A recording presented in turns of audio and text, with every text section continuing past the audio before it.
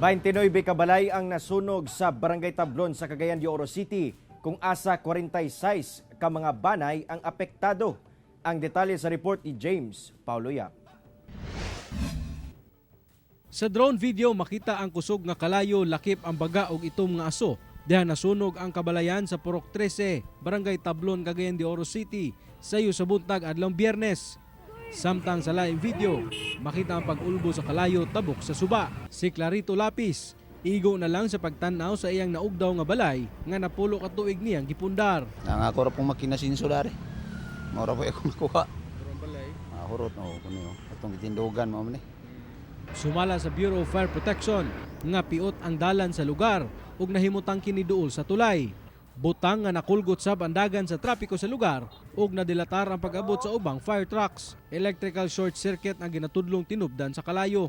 Kalit lang yun ang kalayo tungod kay unang-una puros lang mga combustible materials ang na-involved, so ubanan po siguro sa hangin, so dali rin kayo ang kalayo ni kailap, no? But dili masad ingon nga kuan, dako kay damyos kay ang gideclare sa atong investigador is more or less 200,000 pesos. 29 ka mga panimalay ang nasunog ug 46 ka mga banay ang apektado. Hinuon paspas kining nahatagan og hinabang sa LGU ug sa Barangay Tablon. Og kuan og pwede pagali unta og kuan og na relocation ginon ta. Kay ina kani ko nadunggan mo guna mo ni sa unang dapita nga demolition no niya karon na naitabo man. Luoy dayong gobyerno nga relocate ni. Kauban si Jaybert Pairat sa kamera.